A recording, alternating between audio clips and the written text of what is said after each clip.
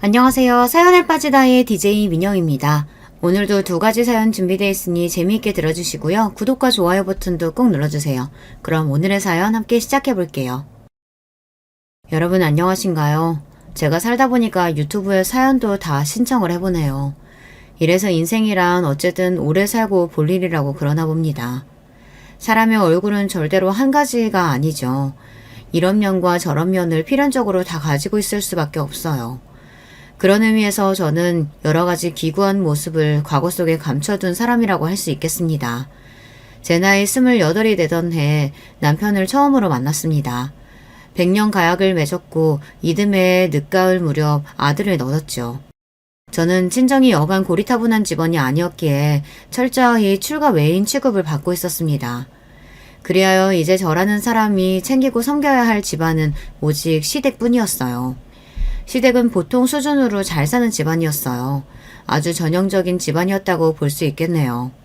남편에게는 형제가 딱 하나뿐입니다. 제 시누이요. 시댁을 가운데 기점으로 두고 저희 부부가 동북 방향에 살았다면 시누이 부부는 서쪽 방향에 살아서 서로 간에 사는 곳이 가깝지는 않았습니다. 하지만 각자의 집에서 시댁은 먼 거리가 아니었기 때문에 종종 마주하고는 하는 얼굴들이었습니다. 시 매부는 항상 볼 때마다 얼굴에 자신감이 묻어나는 사람이었어요. 지난주에는 예상했던 것보다 매출이 2배 가까이 더 나왔네요. 이래서 장사가 예측이 힘들다니까요. 기분 좋게 주제를 떠들 때는 껄껄거리는 웃음소리를 꼭 곁들였어요. 다니던 직장을 그만둔 뒤 시 매부는 슈퍼를 차렸습니다. 시누이와 머리를 맞대고서 꽤 오래 고심한 결과물이라고 하였어요. 규모도 그럭저럭 괜찮았고 손님들은 시간을 가리지 않고 분주히 매장 안을 들락날락거리며 구매를 하였습니다. 우리만 잘 먹고 잘 살자고 하는 생각일 것 같았으면 슈퍼 같은 거 절대 시작도 안 했을 거야. 그치만 자식들이 있으니까 내 새끼들한테 더 나은 걸 쥐어주고 싶은 마음인데 뭔들 도전을 못하겠어. 더 나은 미래를 맞이할 수 있다는 희망, 그거 하나 가지고 자식들 위해서 시작했던 거지. 기대보다 걱정이 훨씬 더 컸었는데 잘 돼서 너무 다행이지 뭐야. 이런 운명이었었나 봐. 시누이의 얼굴에는 고단함과 안정적인 여유가 동시에 흐르고 있었습니다. 두 자식들을 위해 부모로서 과감한 도전을 해낸 시누이 부부였습니다. 슈퍼가 잘 돼서 싫어하는 사람은 아무도 없었죠. 그리고 앞으로도 꾸준히 계속 그렇게 슈퍼가 무난하게 운영될 거라는 점을 의심하는 사람 역시 아무도 없었습니다. 하지만 어느 날부터인가 시 매부가 이런 소리를 하기 시작했어요. 원래 큰 판에서 돈이 크게 벌리는 법인데 지금은 그거 하나가 참 아쉬워. 암만 생각해도 아쉽단 말이지. 아무래도 운영 중인 슈퍼의 규모에 대해 아쉬움이 가득한 것 같았습니다. 분명 처음에는 절대 규모 가지고 왈가왈부하지 않았거든요. 제 생각이지만 처음에 차렸을 적에는 그것도 아주 규모가 넉넉하다는 계산으로 장사를 시작했었을 거예요. 그러나 사람 마음이라는 게 시시각각으로 변할 수밖에 없잖아요. 장사가 좀 되기 시작하니까 어느새 시 매부는 아쉬움의 입맛을 다시며 슈퍼를 바라보게 되었어요. 더 크게 차릴 걸, 이렇게 잘 될 줄 알았다면 진작에 더 크게 시작했을 텐데. 이런 생각이 걷잡을 수 없이 시 매부의 머릿속에 자리를 잡았습니다. 그러면서 시누이와 이 문제에 대해 진지하게 상의에 들어간 것 같았어요. 왠지 걱정스러웠는데 결국 몇 주가 흐른 뒤에 시누이 부부는 결국 그 슈퍼의 규모를 키우기로 결정 내렸고 그러면서 금전적인 도움이 좀 필요하다는 내용을 밝혔습니다. 규모를 그저 키우는 것이 아니고 아주 확 키울 작정인 것에 듣던 제 눈앞이 아득해지더라고요. 아예 영업을 하고 있던 그 근처의 빈 땅에다 초대형 슈퍼를 짓는 게 두 사람의 목표였던 거예요. 지금 이렇게 잘 되고 있을 때 더 도약을 해내야죠. 물 들어올 때 노를 저어야 할 거 아닙니까? 시매부가 열변을 토하였고 시누이는 자신만만한 얼굴로 계속 추임새를 곁들였습니다. 그 앞에 앉아 계신 시부모님의 얼굴은 아주 복잡한 기색이었고요. 시누이는 자기 시댁 식구들로부터 이미 십시일반 돈을 걷기로 했다고 그랬어요. 그러니까 자기 친정에서도 도와줄 수 있는 만큼 도와줬으면 좋겠다고 솔직하게 말을 하더라고요. 그렇게 말을 하는데 시부모님 입장에서 어떻게 단호히 안 된다는 소리가 나가겠나요? 게다가 우려 속에서 차렸던 슈퍼가 잘 되고 있었기 때문에 시 매부의 주장에 따라서 더 커지면 수익도 그만큼 커질 것이라는 기대감이 고개를 드는 것도 어쩔 수 없었고요. 시부모님은 그냥 보통으로 살아오신 분들이었어요. 재산도 그저 고만고만하게 들고 계셨죠. 그리고 그때 그 재산이 전부 신우이 부부에게 넘어갔습니다. 몇 달 뒤 그 지역에서 가장 큰 슈퍼가 문을 열었습니다. 커다란 현수막에 적힌 확장 이전, 그랜드 오픈 같은 글자들이 모두의 기대감을 안고 있었죠. 그때 그렇게 잘 되었다면 얼마나 좋았을까요? 성공을 했다면, 아니, 최소한 쪽방만 치지 않았어도 좋았을 것입니다. 그러나 엄청난 규모로 문을 연 그 대형 슈퍼는 완전히 폭삭 망해버리고 말았습니다. 그야말로 패가 망신이라는 표현이 딱 걸맞았어요. 어마어마한 빚더미를 마주해야만 했죠. 그 빚, 그 엄청난 거액은 지금 기준으로 보아도 식은땀이 줄줄 흐르고 삶의 의욕이 저절로 사라지는 숫자인데 당시에는 차라리 죽는 게 어떨까 싶을 정도 생각밖에 안 드는 그런 끔찍함이었습니다. 그 대단하디 대단한 피해에서 저희 집도 무사할 수 없었죠. 저희 부부도 돈을 그때 다 잃었습니다. 작은 단칸방 집으로 쫓기듯 이사를 가야만 하였고요.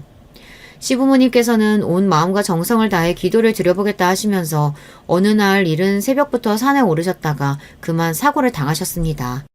두 분 다 산길을 오르던 중 발이 미끄러져 한참을 아래로 구르셨던 거예요.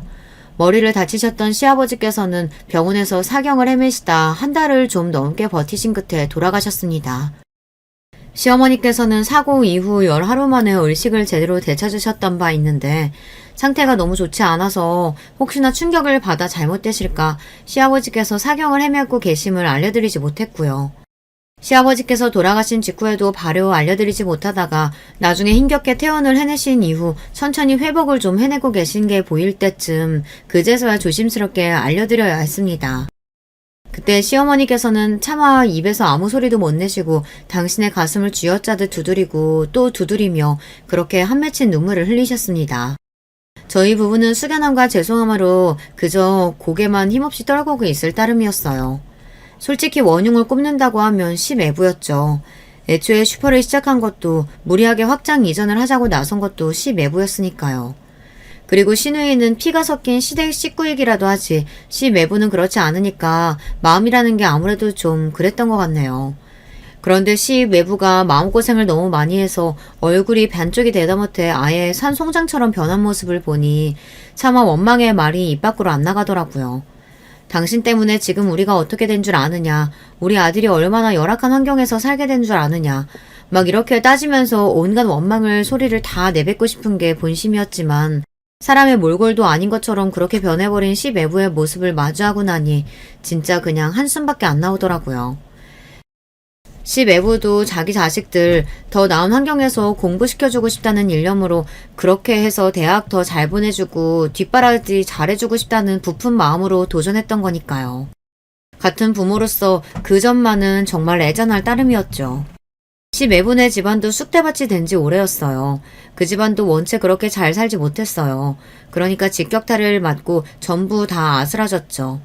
그렇게 자기 친정을 꼬드겨서 돈을 털어간 시누이도 죽일 듯 원망할 수가 없었습니다. 남편부터가 자기 누나를 진정으로 탓하지 못했으니까요.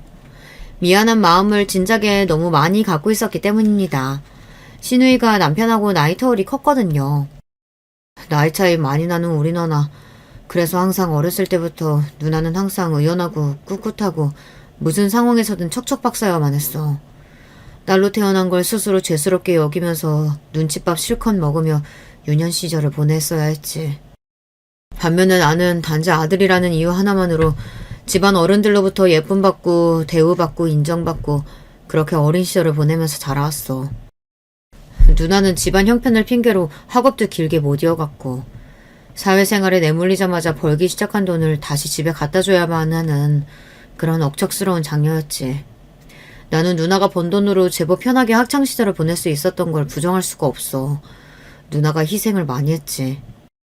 이렇듯 심각하고 힘든 사태를 겪고 나서도 이런 상황 속에서도 차마 진정으로 자기 누나를 원망하지 못하고 혼자 속으로 화를 삭히는 남편을 저는 왠지 이해할 수 있었습니다.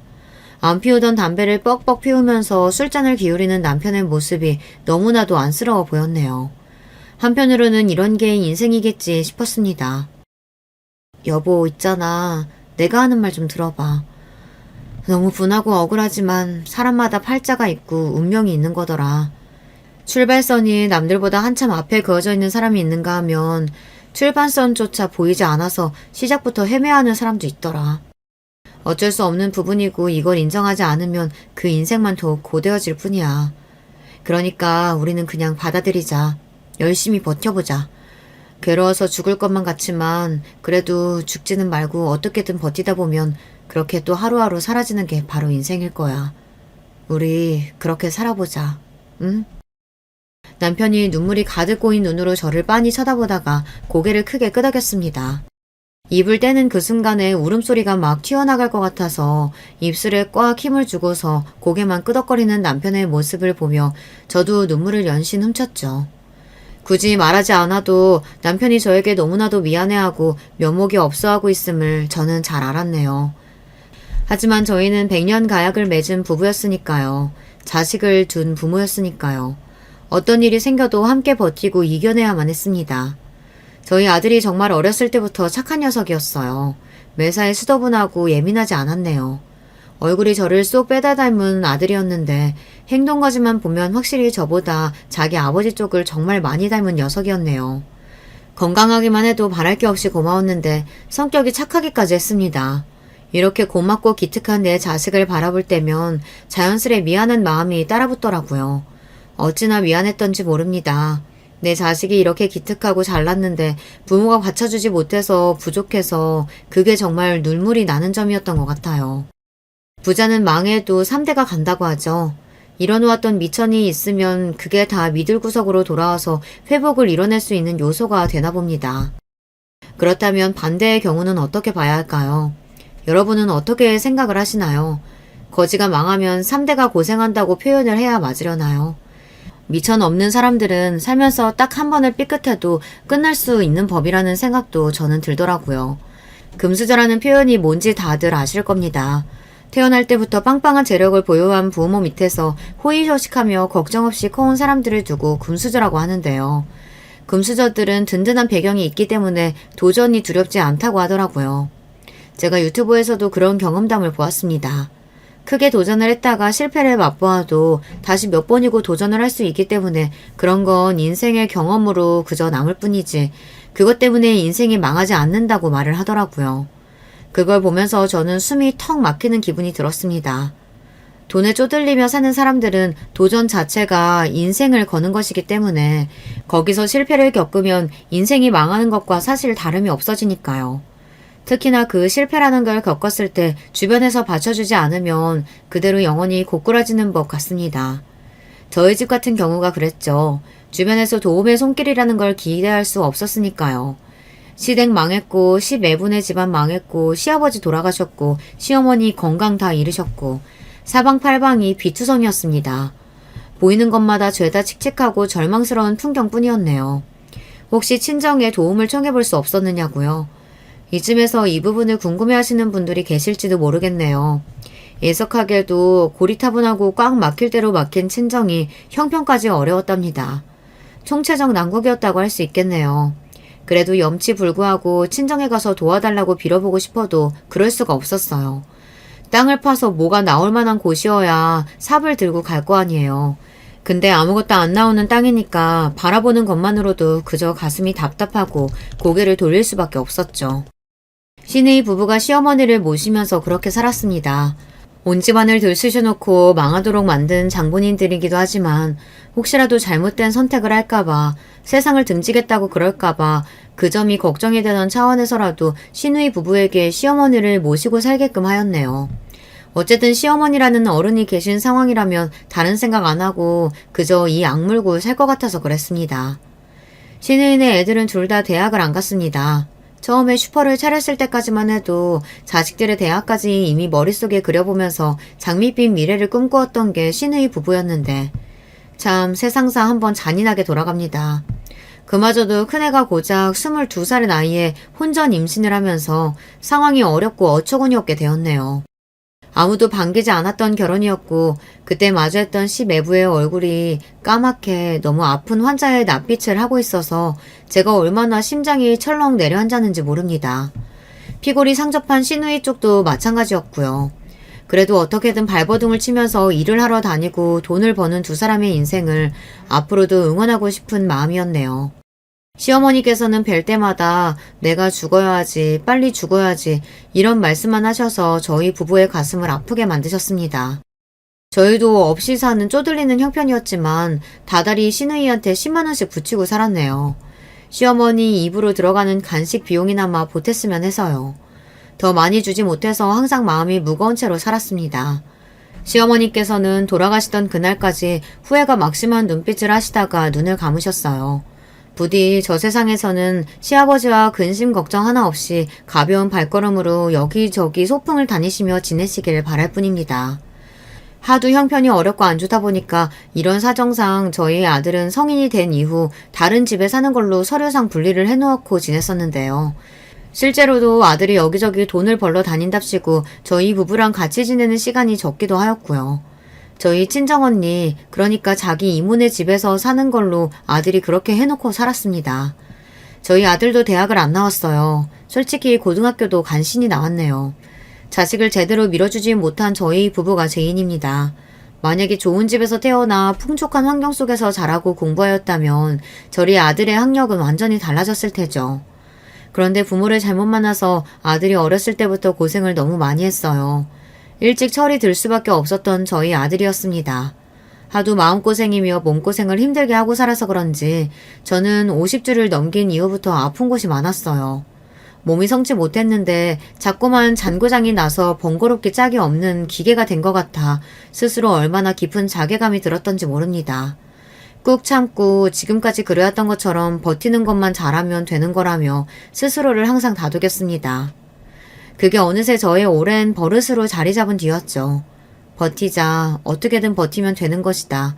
이런 마음으로 온갖 아픈 것들을 다 억누르고 살아온 바였습니다. 하지만 제가 억지로 벼랑 끝에 내몰린 뒤에도 버텨본다 한들 제 옆에 있는 사람이 태풍에 휩쓸려 벼랑 끝으로 떨어지는 것까지는 어쩔 수 없는 영역이더라고요. 제가 손을 쓸 수가 없었습니다. 무슨 말인가 하면 바로 제 남편이 많이 아팠다는 뜻입니다. 저와 백년계약을 맺었던 사람인데 몸이 아파서 천수를 못 누리게 되었어요. 저는 저 아픈 것만 생각하고 억지로 버티면 그게 능사라고 여겼었는데 아니랬던 것이었죠. 제가 모르는 사이 남편의 몸은 잔인하리만치 크게 병들어가고 있었던 거예요. 바보 같은 배우자를 둔 죄로 남편은 속절없이 죽음에 가까워져만 갔습니다. 안 돼. 그동안 얼마나 힘들게 살았는데 가는 것마저 이렇게 힘든 모습일 수는 없어. 나는 당신 이런 식으로는 못 보내. 남편이 아주 많이 아프다는 사실을 처음 알고 나서 머릿속으로 가장 먼저 든 생각은 이대로 보낼 수 없다라는 것이었습니다. 하는 데까지는 다 해봐야겠다는 결심부터 서더군요. 남편은 저에게 너무 애쓸 것 없다고 하였습니다만 저는 그 소리를 듣지 않았습니다. 내가 당신을 어떻게 포기해. 하는 데까지 나는 다 해볼 거야. 당신 살리기 위해서라면 수단 방법 가리지 않을 준비 되어 있어. 저는 이미 각오가 선 뒤였으나 남편은 슬픈 눈으로 저를 바라보았습니다. 옛날에 시부모님께서 산에 올라갔다 사고를 당하셨던 그때가 남편은 떠오른다고 하였어요. 그때 그 미치도록 어려웠던 상황 속에서 갑자기 엄청난 병원비까지 생겨났었고 그게 다 함께 빚이 된 바였었죠. 그랬던 과거가 떠오르면서 남편은 가슴이 너무 아팠던 것입니다. 나는 당신에게 또 한 번 짐을 주고 싶지 않아. 그래서 그래. 당신은 짐이 아니야. 내 짐을 나눠 들어주는 인생의 동반자지. 그러니까 짐 같은 소리 앞으로 제발 하지도 마. 나는 포기 못해. 저는 남편을 쉽게 보낼 수 없다는 저의 각오를 저버리지 않았습니다. 그래서 해볼 수 있는 건 정말 다 해본 뒤에 존재하는 모든 치료를 다 받아보고 약을 써보고 그렇게 한 뒤에야 남편을 떠나보냈습니다. 마지막 순간이 왔을 때 그때가 되어서는 남편에게 어찌나 미안했던지 모릅니다. 내 미련 때문에 당신이 인생에서 마지막 나날을 너무 힘들게만 보낸 게 아닐까 싶어서 그게 너무 미안해. 편하게 지내다 가고 싶었을 텐데 내 욕심 때문에 당신 많이 힘들었지? 아니야, 그렇게 생각하지 마. 나는 고마웠어. 나를 위해서 그렇게나 애를 써주는 게 끝까지 날 포기 안 하고 놓지 않아준 게 사실 많이 기뻤다. 여보, 나는 먼저 가서 기다리고 있을 테니 천천히 와. 내가 앞으로 항상 지켜봐 줄게. 그리고 다른 놈 만나도 돼. 나는 괜찮으니까 당신이 앞으로 최고로 행복한 길을 찾아서 그렇게만 지낸다면 좋겠어. 내가 정말 많이 미안하다. 미안하다고 하면서 저를 쳐다보던 남편의 그 눈빛을 저는 죽는 그날까지도 잊지 못할 겁니다. 남편이 숨을 거두고 나서 저는 아들과 서로 기댄 채로 한참이나 울었습니다. 인생이 뭔지, 각자가 짊어진 굴레가 뭔지 그런 것들에 대해서 서글픈 고민들을 많이 해본 순간이기도 하였네요. 그리고 꼬박 반년이 지났을 때 시어머니께서 돌아가셨습니다. 너무 오래도록 이 질긴 목숨 연명해서 미안하구나. 시어머니께서도 돌아가시기 전에 미안하다는 말씀을 남기셨죠. 저 세상에서 시아버지와 남편을 만나 함께 있겠다고 하신 뒤에 숨을 거두셨어요. 임종을 지켜보던 시누이가 정신이 거의 노을 기세로 오열하였습니다. 엄마가 왜 나한테 미안하다고 하고 떠나세요, 왜? 평생 미안할 일 해온 건 바로 이 못난 딸년이었어요. 나 때문에 엄마가 죽는 그날까지 고생만 하신 거라고요. 시누이의 통곡, 그 울부짖음이 제 가슴을 아프게 후벼 파고 들었습니다. 2년 후에는 시 매부가 투병 생활을 하기도 하였고 정말 여기도 많이 힘들고 괴롭게 살았습니다. 저는 여기저기 고장이 난 몸뚱이를 가지고도 잘만 꾸역꾸역 버티며 살고 있었고요. 저희 아들은 지방에 머물며 일을 하던 도중 결혼할 짝을 만났답니다. 며느리는 대학까지 나온 인물입니다. 지방에 4년제 대학을 나왔고요. 장학금도 2번이나 받았었다고 해요. 며느리는 어린 나이에 생물을 여의었고요. 그리고 계모를 맞이하였죠. 사춘기 시절에 몇 차례 대판 싸운 이후로 감정의 골이 너무나도 깊어질 대로 깊어져서 회복이 되지 않은 모녀 관계는 더욱 서먹서먹하고 어색하고 좋지 않은 상태로 굳어버렸고요. 형제로는 이복 동생이 한 명 있었습니다. 집안에 그런 사정이 있었다는 것만 빼면 며느리는 그럭저럭 평탄하게 살아온 인물이라고 할 수 있었죠. 그런데 며느리가 대학교 4학년에 재학 중일 때 큰 일이 터졌던 거예요. 며느리의 집이 사기를 당한 것이었죠. 그 때문에 온 재산이 날아가 버렸어요. 하지만 거기서 끝이 아니었습니다. 비극은 반드시 한 번만 일어나지 않거든요. 며느리의 이복 동생이 웬 인터넷으로 도박을 그렇게나 했다네요. 폭삭 주저앉은 집안을 일으켜보려고 했다나 그런 건 핑계였고요. 그 도박 때문에 올라앉은 빚더미의 크기가 말도 못하게 커져버렸죠. 도저히 감당할 수 없는 상황이었어요. 참고 참던 며느리는 자기 가족들과 아예 등을 지기로 해버렸어요. 가족들과 연을 끊기고 철저히 혼자가 되어서 악착같이 정말 악바리 정신으로 무장을 한 채 살아온 나날이었습니다.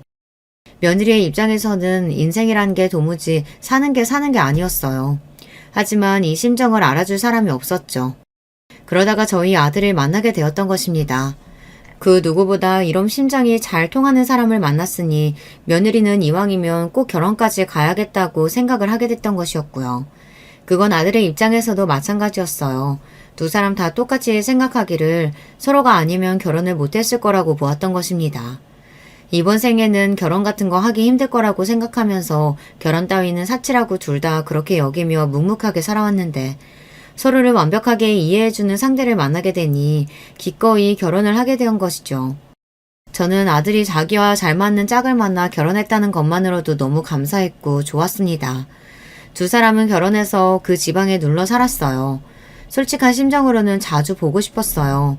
그렇게까지 먼 거리도 아니었으니까요. 정말 솔직한 제 심정으로는 저를 보러 자주 와줬으면 하고 바랬습니다. 제가 보러 내려가서 그 집에서 몇 주씩 머물고 싶기도 하였네요. 그런 게 저의 본심이었으나 한 번도 티를 내지 않았고 속으로 꾹 삼켜냈습니다. 저는 항상 겉으로 태어난 척 굴었습니다. 나는 잘 지낸다. 혼자가 편해. 별일 없냐고? 그럼 당연하지. 무슨 일이 있겠어. 아무런 문제도 없어. 병원도 혼자 다 잘 다니는 걸 뭔 걱정이 있을까. 혹시나 아파도 자식 며느리에게는 말도 못했습니다. 걱정은 살까봐 그리고 민폐를 끼칠까봐 혼자서 모든 걸 끌어안고 지냈습니다. 잔소리 한마디를 안 하였고요. 참견하는 법도 없었네요.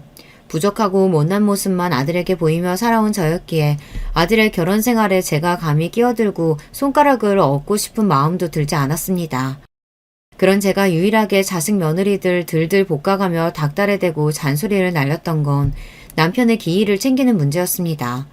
온 정성과 마음을 다하기를 그날만큼은 꼭 그렇게 굴어주기를 제가 바랬거든요. 제가 워낙 남편이 떠난 날을 유난스레 여기고 챙기니까 며느리도 잠자코 시간을 내었지만 속으로는 생각이 많았던 모양입니다. 저한테 조용히 이런 소리를 하더라고요. 어머님은 억울하지도 않으신가 봐요. 원망스럽지도 않으세요? 솔직히 결혼 한 번 잘못해서 이렇게 되신 거잖아요.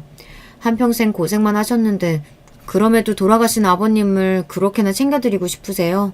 제가 알기로는 아버님 편찮으셔서 돌아가실 때도 그전까지 어머님이 온갖 안간힘 다 쓰셨다고 하던데. 정말 대단하세요. 저는 이해가 안 돼요. 아무리 가족이라고 해도 저는 진짜 죽일 듯이 원망스럽거든요. 저는 제 가족을 가족이라고 부르기도 싫어요. 그러니까 연 끊고 후련하게 사는 것이고요. 시누이 부부의 무리한 사업 확장 때문에 시작되었던 온갖 시련이었으니 며느리가 보기에는 제가 결혼을 잘못해도 너무 한참 잘못해서 인생을 망친 불쌍하고 불우한 여자로 여겨질 듯 싶었습니다.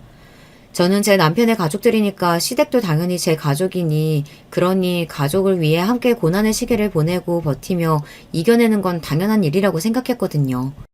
하지만 며느리는 그런 저를 죽어도 이해할 수 없다는 눈으로 바라보고 있었죠. 제 아들과 결혼한 지 2년이 다 되어갈 무렵 며느리의 양친이 결국에는 이혼을 하셨다는 소식이 들려왔습니다. 어차피 안 보고 살았으나 그럼에도 며느리는 한숨이 저절로 흘러나오는 모양이었습니다.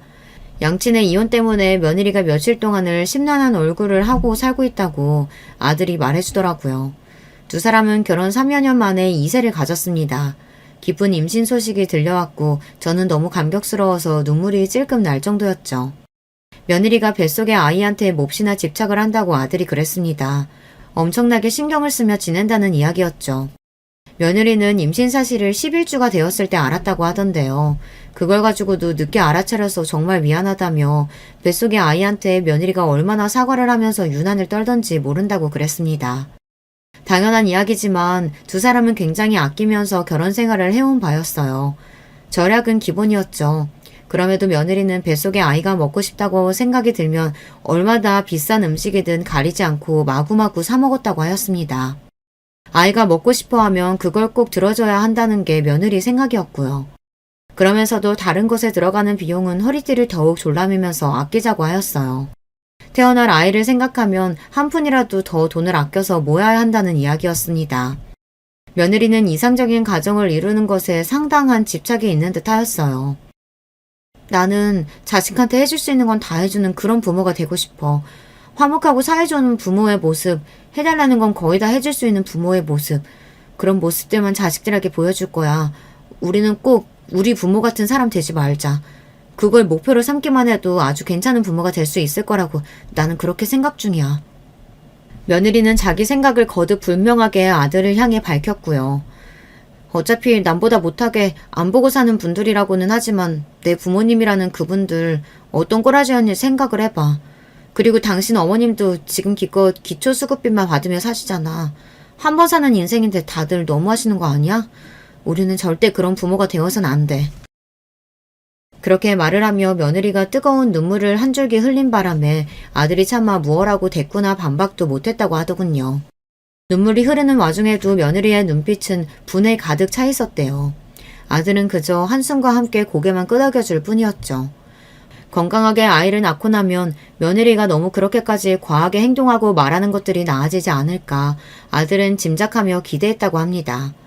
임신 증상 중 하나로 며느리가 과한 생각들을 하게 됐던 건 아닐까 아들은 그렇게 넘겨짚었던 건데요. 안타깝지만 그 기대는 들어맞지 않았습니다. 며느리는 출산 이후에도 똑같았거든요. 건강하고 어여쁜 딸을 며느리가 무사히 낳았는데 저에게는 손녀가 생긴 것이었습니다. 너무 기쁘고 그 감동은 말로 표현이 안 됐죠. 도움을 주기 위해 제가 가서 딱 2달간 같이 지냈습니다. 출산을 마치고 1달 정도는 며느리가 몸 회복만 신경 써서 저도 잘 몰랐는데요. 그 이후로 굉장히 예민하게 굴었습니다. 사사건건 예민한 눈초리로 저를 훑어보며 얼마나 야단이었는지 모릅니다. 어머님, 아기를 왜 그렇게 안으세요? 제발 조심 좀 하세요. 어머님은 아들만 낳고 키워보셔서 잘 모르시는 모양인데 딸은 더욱 세심하고 조심스럽게 대해야 하는 법이에요. 어머님이 새로 잘 좀 배워주세요. 오만 것에 트집을 잡으며 짜증을 냈고 예민한 기질을 따져보자면 한도 끝도 없을 정도였습니다. 그럼에도 제가 해주고 싶은 건 해주고 싶은 마음에 버티면서 2달을 채웠네요. 버티는 건 제 인생의 특기였으니까요. 2달간 같이 지내다가 저의 작은 보금자리로 돌아왔던 날 자리에 눕자마자 끙끙 앓기 시작해서 이틀을 내리 힘들어하다 간신히 정신을 차렸었죠. 온몸이 두들겨 맞은 것처럼 근육통으로 시달리고 있었습니다. 제가 원체 몸이 좋지 않기도 했기 때문에 너무 힘들었네요. 그럼에도 불구하고 제 아들이 결혼을 해서 가정을 꾸렸다는 거, 어여쁜 손녀가 생겼다는 거, 이런 것만 생각해도 참 기분이 좋았고 흐뭇했어요. 이런 식으로 인생이라는 게 이어진다는 생각이 들더군요. 시간이 흘러서 어느덧 귀여운 소녀의 첫 돌이 다가왔고 약소하게 돌잔치를 하기로 하였습니다. 아들하고 며느리가 아주 가까이 지내는 지인들만 몇 불러서 짧게 식사나 하기로 했죠. 어차피 부를 사람도 많이 없으니 정식으로 돌잔치를 열 필요가 없다는 게 2사람의 생각이었고요. 짧게 식사만 달랑 끝내는 것이 아니라 대신에 좋은 호텔에 예약이 되어 있었습니다. 그곳에 한쪽 공간을 멋있게 꾸며놓고 거기서 돌사진을 여러 장 찍으면서 여유롭게 시간을 보내는 게 돌잔치 날의 진정한 백미였습니다. 고급스러운 기념사진을 아주 많이 남길 수 있는 곳이었어요. 이렇게 보면 정말 부잣집에서 태어난 막내딸 같아 보인다. 우리 공주님이 정말 고급스러운 느낌이 가득하네. 멋진 호텔에서 고급스러운 분위기를 내며 사진을 찍는 동안 며느리가 소녀의 모습에 감동을 받았는지 눈물까지 글썽이며 그런 말을 해댔습니다. 더할 나위 없이 알차게 흘러가고 있는 돌잔치 날이었으나 며느리가 묘하게 저한테만 태도가 안 좋더라고요. 불만이 있는 것인지 자꾸만 말투를 틱틱거리면서 냈고요. 2달간 며느리와 함께 지내며 그 성격을 겪어봤던 저는 오늘 같은 날에 예민한 기질이 잔뜩 튀어나와서 저런가 보다 싶은 추측이나 했었습니다. 그런데 알고 보니 구체적인 이유가 따로 있었더라고요. 묘하게 공기가 불편하기에 저는 오래 같이 있었으니 이만 가보겠다고 말을 꺼내자 아들이 깜짝 놀라면서 호텔 여기 방을 하루 빌렸으니 내일 가시라며 펄쩍 뛰었으나 옆에서 며느리는 아주 태연한 얼굴로 빨리 가시는 게 편하다면 그렇게 하셔야 하는 거 아니냐며 저를 얼른 보내려고 하였습니다. 저는 아무 내색도 없이 그렇게 하겠다고 말을 했고요. 그런데 잠시 후 아들이 소녀를 보고 있는 사이 며느리가 저한테 다가오더니 내내 틱틱대며 저한테 태도가 안 좋았던 이유를 밝히더군요. 어머니, 반돈이 대체 뭐예요? 반돈이라니 너무하시잖아요. 제가 소녀 돌인데 한 돈도 아니고 반돈짜리를 맞춘 게 며느리가 보기에는 너무 싫었던 것입니다. 부끄러움을 뒤로한 채 제가 입을 열었어요. 내가 그거 기초수급비 모아서 맞춘 거야. 너도 뻔히 알면서 그러니. 아무리 그래도 친손녀인데 첫돌에 너무하신 거 아니에요? 진심이 안 보이잖아요, 진심이. 아우 짜증나. 왜 이렇게 사람이 구질구질해? 버럭 신경질을 낸 다음 며느리는 저를 한껏 째려보면서 중얼대기까지 하고서는 등을 획 돌렸습니다. 저는 눈물이 핑 돌고 말았어요. 가뜩이나 몸도 안 좋은데 이런 상황을 겪으니 손이 막 덜덜 떨리더라고요. 지금 가보고 싶으니까 아들한테 저는 바깥까지 배웅 나가달라고 했습니다. 제가 워낙 성격이 매사에 참고 또 참으면서 우직한 편이고 이래저래 말을 옮기고 다니는 사람이 아니니까 며느리도 제가 아들과 함께 나가는 모습을 보며 별 생각이 안 들었던 것입니다.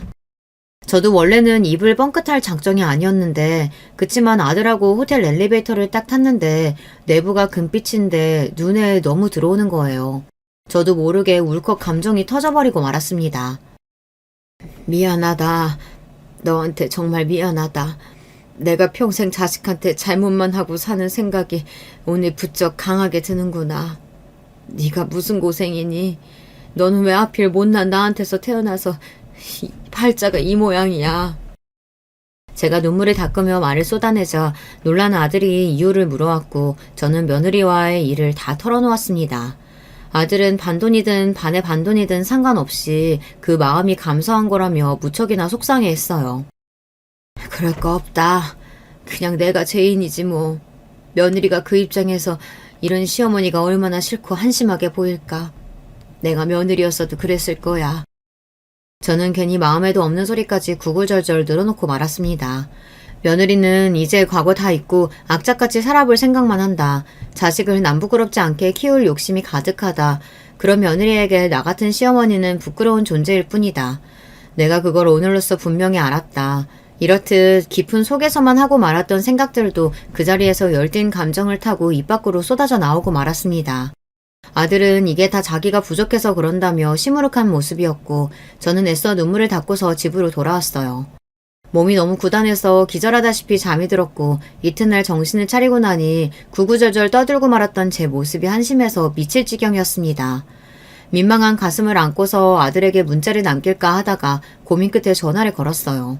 신경 쓰이게 해서 미안하다고 그 말부터 꺼냈는데 아들이 차분한 목소리로 괜찮다고 대답하며 그 다음에 깜짝 놀랄 만한 이야기를 전해왔습니다. 제가 그분 찾았어요. 그분? 갑자기 웬 소리니? 누구 말하는 거야? 미국에 계신 그분이요. 엄마의 딸, 그분 말이에요. 저는 등줄기에 소름이 돋아났고 하마터면 전화기를 손에서 놓칠 뻔했습니다. 네가 그 사실을 어떻게 알았니? 아버지가 돌아가시기 전에 저한테 다 말씀해 주셨어요. 그래서 진작에 다 알고 있었어요. 생각지도 못했던 아들의 이야기를 듣는 동안 저는 어느새 과거를 되짚어보고 있었습니다. 그 시절 고리타분한 친정을 둔 여자치고 제가 28이면 결혼을 늦게 했다는 생각을 하신 분이 혹시 계실까요? 그러셨다면 굉장히 예리하신 겁니다. 사실 저의 첫 결혼은 22살에 이루어졌습니다. 중매쟁이를 통해서 결혼했었죠. 그런데 시어머니라는 인간이 전 보는데 미친 사람이었습니다. 저의 첫 남편이라는 인간도 처음에는 괜찮았고 단 몇 달이 지나자 본색이 드러나서 저한테 함부로 굴었어요. 정신 나간 집안에서 저는 임신을 하여 불러오는 배를 붙잡은 채 불안에 떨어야만 했습니다. 제 나이 23세 딸을 낳았어요. 그리고 제 딸의 첫 돌이 지나가기 무섭게 애아빠라는 인간이 바람을 피웠어요. 시어머니였던 작자는 저를 내버려야 한다고 주장했고요. 제가 평생을 가도 아들을 못 낳을 몸인 걸 확신한다고 그러셨습니다. 그런데 딸이 얼굴에서 시댁의 피가 딱 보였거든요. 그래서였을까요? 점을 봤는데 아기는 절대 내어주면 안 된다는 소리를 들었다고 하며 저만 나가라고 하였습니다. 제가 낳은 생명을 어찌 두고 가나요? 미친 집안에서 버틸 수 있었던 건 제가 낳은 어여쁜 딸을 보며 의지했기 때문입니다. 그런데 딸을 두고 저만 나가라니 있을 수 없는 일이라서 빌고 또 빌었습니다. 그랬더니 어느 날은 시어머니였던 그 인간의 친구, 그리고 시누이였던 미친 여자까지 그렇게 셋이서 저를 붙잡고 끌고 나가서 옷을 막 벗겨내고 물이 반쯤 얼어있는 냇가에 저를 던져버렸습니다. 그때가 추운 겨울이었죠. 저는 수치스럽고 아프고 춥고 정말 죽을 것만 같았습니다. 저는 더 이상 그곳에서 살 수 없었어요. 그 동네에서는 황당하게도 제가 웬 남자하고 바람이 나서 붙어먹다가 그 현장을 들키는 바람에 옷도 못 입은 채로 도망쳤다는 소문이 돌았습니다. 그 미친 집안 사람들이 낸 소문이었죠. 만신창이가 되어서 친정으로 향했습니다. 친정에서는 저에게 화를 냈어요. 상황이 그렇게 되었으면 그냥 애를 냅두고 얼른 빠져나왔으면 될 일이지 왜 이렇게까지 일을 어렵게 만드냐고 하더군요. 애가 없어야 다시 남자를 만날 것 아니냐며 저한테 불같이 화를 냈습니다. 애를 데려올 생각은 추워도 하지 말라며 엄포를 놨고요. 이러지도 저러지도 못한 채 저는 버티고 또 버텼습니다. 그러다가 26의 해가 밝았던 시기에 결국 결혼 생활을 완벽하게 정리하고 끝냈으며 아이를 영영 두고 떠났습니다. 자식을 등진 엄마가 저였어요. 그 후로 몇 달이 지나서 애 아빠 그놈이 재혼을 했고 딴 지역에서 살게 됐다는 소식을 듣게 되었어요. 아이를 데리고 재혼한 것이었죠. 친정 식구들은 저에게 잘단 일 아니냐며 이제 아이 걱정은 말고 얼른 다시 짝이나 만나라고 했습니다. 그런 과정을 보낸 끝에 만난 인연이 제 남편이었던 거예요. 제 과거를 다 알고도 품어준 사람이었습니다. 저에게 새로 생긴 시댁은 예전에 그 미친 집안하고 비교할 수도 없을 정도로 괜찮은 집안이었습니다. 결혼을 앞뒀을 때 시부모님, 시누이, 시매부 모두 제 과거를 알게 됐는데 다들 깜짝 놀랐음에도 저를 받아주었어요. 그러니 제가 남편과 시댁에게 제 마음을 다 할 수 있었던 거예요. 끔찍했던 첫 번째 결혼 생활을 다 뒤로 한 채 살았으나 제 아이, 제 딸만은 지워지지가 않았습니다. 항상 궁금했죠. 어려운 형평 속에서 저희 아들이 고등학교를 다니고 있었을 때 유독 딸이 생각났습니다. 남편이 그때 말했어요. 수소문해서 찾아서 한번 만나보라고요. 바로 용기를 냈어야 했는데 딸을 버렸던 엄마라는 것에 죄책감이 들어서 그러지 못했습니다. 혼자서 끙끙 앓고 있다가 몇 년 더 지나서 남편과 상의 끝에 딸을 찾아봤습니다. 마침 딸은 미국으로 떠나기 직전인 상황이었어요. 우여곡절 끝에 만나기로 약속을 잡았고 남편과 함께 나가봤죠. 자리에 나온 딸이 저와 체형이 아주 비슷하고 인매 또한 비슷한 것이 저는 눈물이 났습니다. 딸은 자신에게 낳아준 엄마가 따로 있었다는 사실을 진작 알고 있었다고 했어요. 왜냐하면 이북 형제들과 차별을 심하게 당했으니까요. 미친놈의 그 집안 사람들이 입도 함부로 놀렸기 때문에 딸이 과거 이야기를 잘하면서 다 듣기도 했다고 합니다. 그래서 딸은 자기를 버리고 간 저를 원망하면서도 차마 미워할 수 없었다고 했어요. 떠나기 전 이렇게 뵙게 돼서 다행이라는 생각이 드네요. 저는 살면서 너무 지겹고 지치는 일들만 가득했기 때문에 이 나라를 아예 뜨고 싶다는 소망이 항상 있었어요. 재미급포하고 결혼 약속을 한 김에 미국으로 건너가서 영영 살기로 했어요. 엄마가 그동안 잘 살고 계셨다니까 안심이네요. 엄마의 가정에 행복만 가득하길 바랄게요.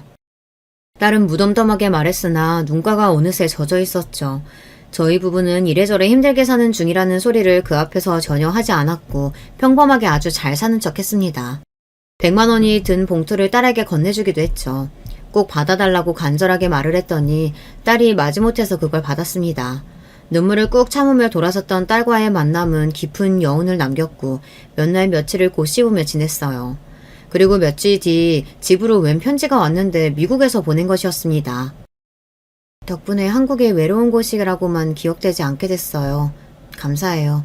만약에 제가 다시 한국에 가서 살게 된다면 그건 두 분 덕에 용기가 생겼기 때문일 거예요. 이런 내용이 적힌 편지였습니다. 혹시나 싶어서 100만 원이 들었던 봉투 안에 주소와 연락처 같은 걸 적었었거든요. 그걸 보고 딸이 편지를 붙인 것이었죠. 그 편지를 안고서 한참을 울었습니다. 고맙고 기특하고 또 미안해서 그랬습니다. 딸이 미국으로 떠나기 전에 만났고 편지를 받게 된 것까지 남편의 덕이 분명히 있었죠. 그래서 남편에게도 많이 고마웠어요. 딸이 보내온 편지를 고이고이 몰래 간직하고 있었는데 설마 그 편지봉투에 기재되어 있던 보낸 사람의 주소를 남편이 아들에게 알려주고 세상을 떠났을 줄은 상상도 못했습니다. 그 주소로 편지를 붙일까 하다가 미국에서 살다 온 경험이 있는 지인한테 일단 물어봤어요. 그랬더니 지인이 그 주소를 보더니 그 근처에 있는 한인교회를 찾더라고요. 그 주소지 근처에 있는 한인교회 두 곳을 연락해봤죠. 한인들끼리 사회를 이루며 지내기 때문에 높은 확률로 한인교회를 다니고 있을 거라고 아들의 지인이 추측했다고 해요. 그래서 인터넷에 나와 있는 번호로 전화를 걸었고 한 곳에서 제 딸이 그곳에 다니고 있다고 그랬던 겁니다. 연락을 전해달라고 요청한 뒤 몇 시간이 지나서 딸이 아들의 번호로 전화를 걸었어요. 그렇게 제가 낳은 두 자식 간의 통화가 이루어졌던 것입니다. 아들은 제가 너무 외롭고 힘들어한다는 이야기를 꺼냈고 딸은 그 말을 듣자마자 울었다고 합니다. 잘 살고 계셔서 연락이 없으신 줄 알았는데 내가 그 인생에 흠집이나 짐이 될까봐 끼어들 수가 없었는데 그랬는데 그동안 그렇게 힘들게 사셨을 줄이야. 딸이 당장 비행기표를 끊겠다는 말을 했다는 그 이야기를 아들에게서 전해 들으며 저는 실감이 안 나고 한참을 울다가 웃다가 그랬습니다. 제 멋대로 행동을 해버려서 아들이 죄송하다고 했을 때 제 고개가 멋대로 좌우 방향으로 움직였죠. 아니야, 잘했어. 정말 잘했다. 겁이 많고 용기가 없어서 움츠러드는 나를 너도 그렇고 돌아가신 네 아버지도 그렇고 언제나 밖으로 끄집어내주고 움직일 수 있게 도와주는구나. 부전자전이야. 저는 평생 묵은 체증이 내려가는 것 같아 후련해졌고 아들은 저에게 자기가 며느리와 잘 이야기해서 아예 단판을 짓겠다고 했어요. 그동안은 며느리가 한편으로는 이해가 되기도 해서 그냥 내버려뒀는데 그게 선을 넘어버렸으니 딱 짚고 넘어가야 할 때라고 말했습니다. 아들이 어찌나 든든하게 느껴지던지요. 당신이 만약에 한 번만 더 우리 엄마한테 함부로 걸면 나 그때는 가만히 안 있어. 이혼도 불사할 거야. 뭐? 이혼? 애도 있는데 어떻게 애한테 이혼 가정을 안겨주겠다고 그럴 수가 있어? 자꾸 애한테 몰입해서 애 관점으로 그렇게 멋대로 생각하지 마. 당신 생각이 애 생각하고 같을 거라는 보장이 있어? 이혼하고 다달이 당신한테 양육비 주면서 살아도 난 차라리 괜찮으니까 우리 엄마 함부로 취급당하시는 꼴은 앞으로 절대 못 봐. 아들이 단호하게 나가자 며느리가 충격을 크게 받았다고 해요. 그러면서 정신이 좀 든 것인지 저한테 전에 없이 먼저 안부 연락을 다 하더라고요. 앞으로는 며느리 노릇을 잘하겠다느니 그런 소리를 하면서 말입니다. 딸이 없었다면 제가 며느리의 일에 너무 일희일비했을지 모르죠. 하지만 저를 만나러 그 먼 길을 날아와준 딸이 있었기에 제 마음은 이제 아주 든든하고 여유로웠습니다. 내가 모르는 시누이가 있었다고? 미국에 산다고? 멀쩡한 2층 집에 앞마당하고 뒷마당도 다 있다고? 세상에, 이게 어떻게 된 일이야? 제 딸이 존재해 며느리가 기절할 때 놀랐음은 당연한 일이었습니다. 그러더니 더욱 저에게 언행을 공손히 하기 시작하더군요. 저는 딸과 오랜 세월을 건너뛰어 아주 돈독한 모녀관계가 되었어요. 그리고 딸하고 아들이 서로 어색함도 없이 무난하게 대화도 잘하고 그렇게 잘 지내더라고요. 신기한 일이었네요. 둘 다 제가 낳은 자식들이니까요. 이래서 피가 물보다 진하다고 하나 보더라고요. 시누이하고도 딸이 인사를 나눴고 서로를 신기해하는 장면에 저는 눈물 섞인 웃음이 나왔습니다. 의외의 장면들이 계속해서 끼어드는 게 그게 인생인 것 같아요. 안녕하세요. 저는 경기도에 살고 있는 40대 여성입니다. 열심히 제 주관을 지켜오며 살아왔지만 인생이 참 제 뜻대로 흘러가지 않는 것 같아서 답답한 마음이 드네요. 제 이야기를 한번 시작해 보도록 하겠습니다. 저는 결혼한 지 3년이 되었고 이래저래 남편과 좋은 감정을 가지고 인연이 되었어요. 사실 한 번 정도는 결혼을 고민해 볼 기회가 있었는데 제 발로 차버렸던 것 같아요. 왜냐면 결혼할 때 지금의 시어머니 반대가 꽤 심했거든요. 나는 엄마 없이 자란 것들은 영 신뢰가 안 가. 이상하게 버릇도 없고 복이 없어. 내가 그동안 봐온 바로는 딱 그 짝이더라니까. 아니 게다가 아빠도 아프시다며? 이거 원... 적어도 부모가 둘 중 하나는 성해야지. 뭔 근본도 없는 집이랑 연을 맺고 앉아있냐? 어머니의 이 말은 연애 시절 저에게 큰 상처를 주었고 저는 너무 많은 충격을 받고 남편과 거리를 두었어요. 하지만 계속해서 구애해오는 남편 때문에 저도 억지로 생각을 돌려보게 되었어요. 그리고 본격적으로 어머니가 저와의 결혼을 허락하신 이유는 다른 것에 있었답니다. 바로 예비 시아버님이 아프셨기 때문이에요. 아이고 명준아, 네 아빠 오늘 내일 하는 상황에 빨리 장가라도 가야지 어쩌냐. 빨리 그 누구냐, 그 예진인가 뭔가랑 결혼해. 아이 전화 좀 바꿔줘봐라. 이러면서 막 닥달을 하면서 절 바꿔달라고 하더니 얼른 결혼들 하라고 하시는 거예요. 우리 명준 아버지 지금 그나마 말짱할 때 얼른들 결혼식 올려라. 응? 어른들 누구건이 있을 때 진행을 해야 되는 거야. 그래야 보기가 좋지. 에거, 니네 집도 혼주석에 앉을 어른이 아무도 없다며. 우리 쪽까지 나 혼자 앉아서야 되겠냐? 어머니는 이렇게 말하시면서 구태여 결혼을 당기자고 하셨고 저는 친정아빠가 돌아가신 지 6개월도 안 된 상태였는데 마음의 준비가 안 되었어요.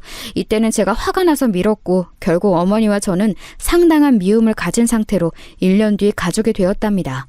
하지만 저도 너무 서러운 게 어릴 적 돌아가신 우리 엄마와 제 관계를 두고 함부로 말하시는 게 참 싫더라고요.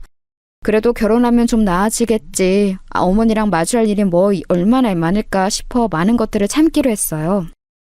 그런데 어머니는 내가 언제 그런 약속을 했냐면서 아들 집에 수시로 드나들겠다고 선포하시더라고요. 얘, 내가 왜 우리 아들 집을 드나드는데 네 눈치를 봐야 하냐?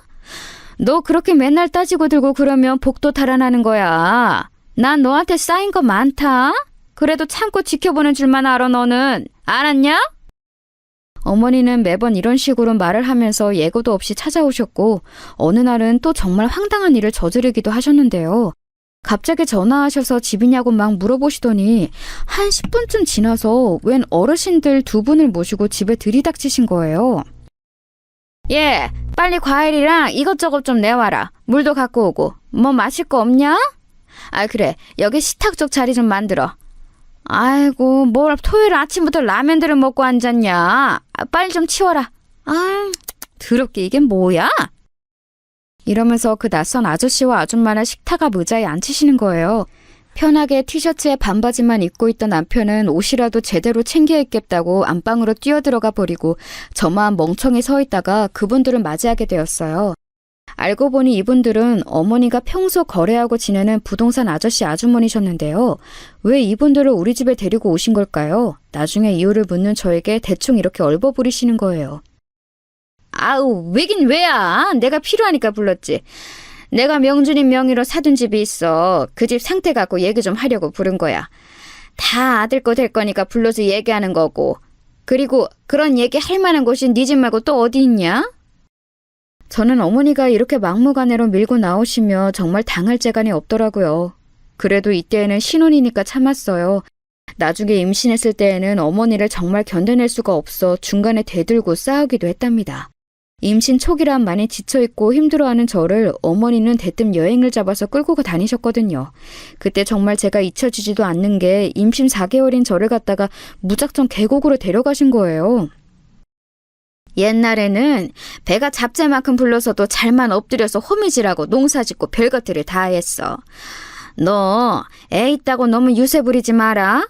애를 너만 가져본 것도 아니고 너무 그렇게 유난 떨면 애가 밉게 나와. 아니, 어디 잘못돼서 나온다는 말도 있더라.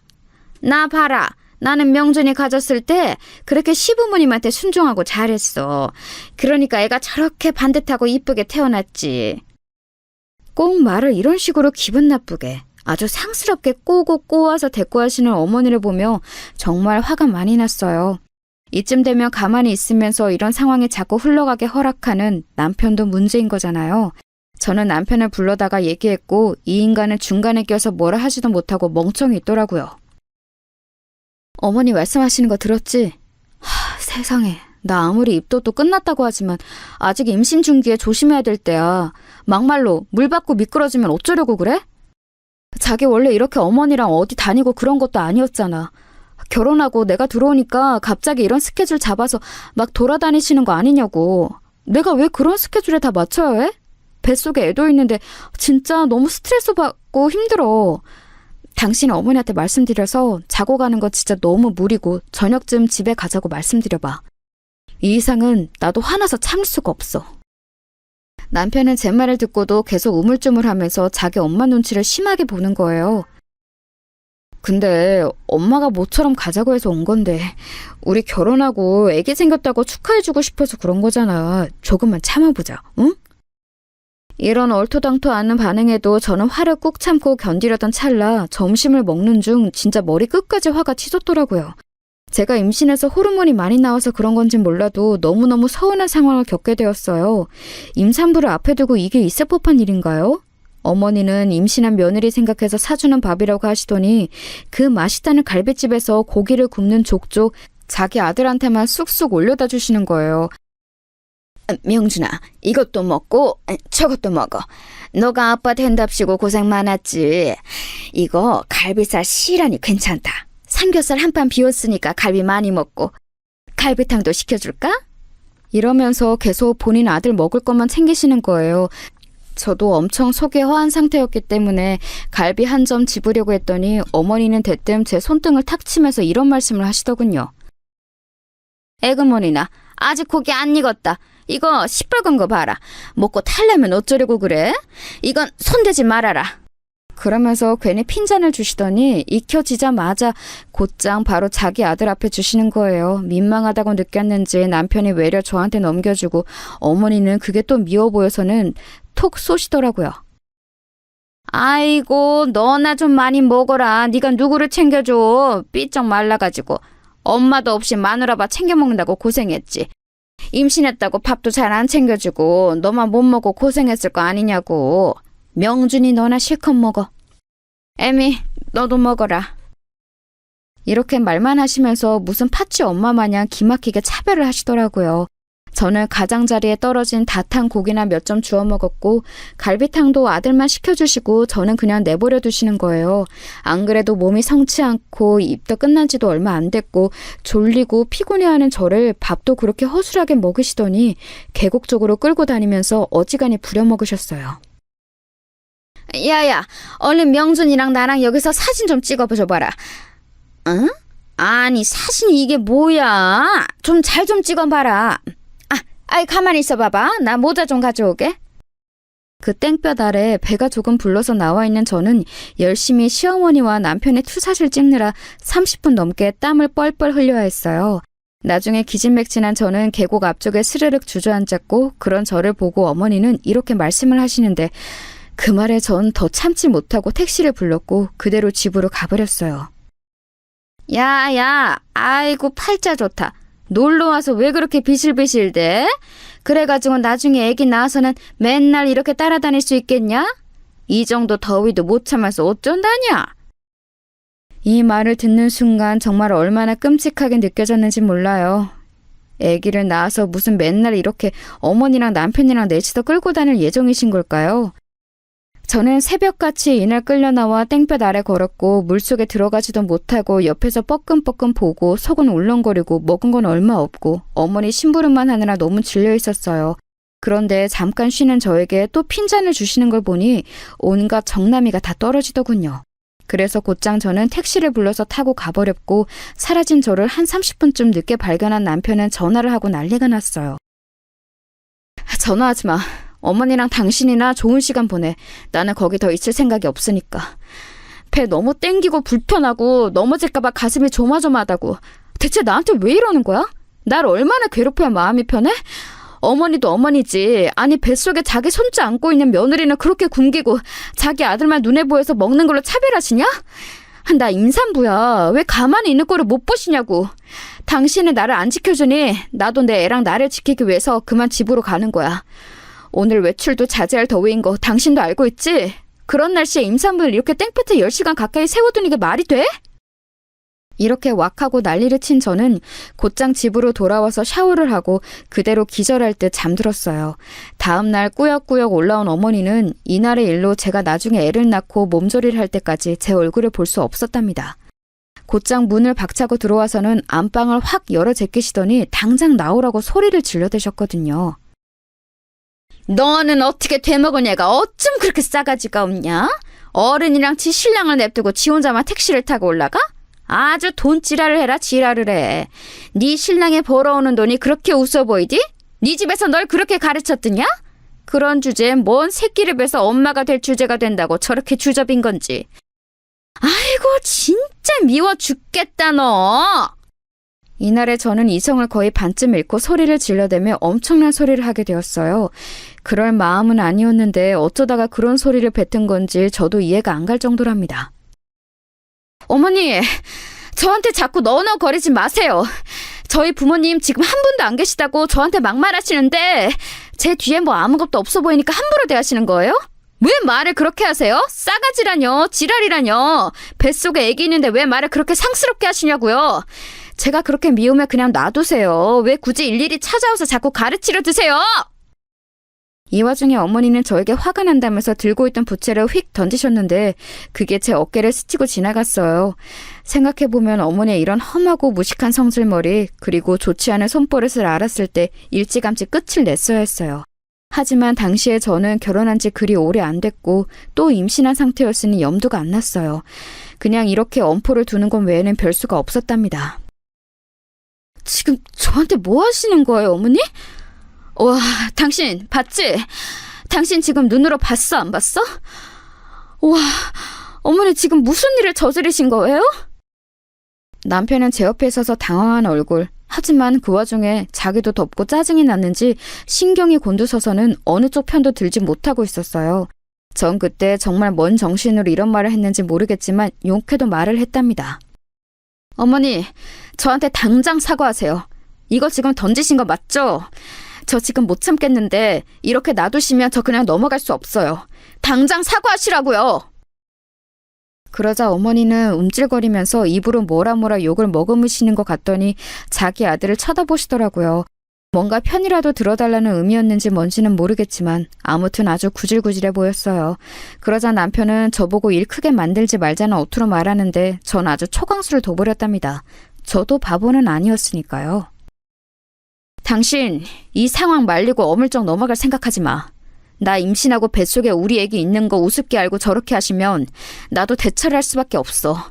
어머니한테 사과받을 거야. 만약 당신 여기서 나보고 참으라거나 하면 나는 당신이랑 안 살고 이혼할 거야. 알겠어? 무슨 말인지 알겠냐고. 이 말하면서 얼마나 이가 덜덜 떨리던지 얼마나 스트레스로 치아를 세게 깨물었으면 틈틈이 다 시리고 아파올 지경이었어요.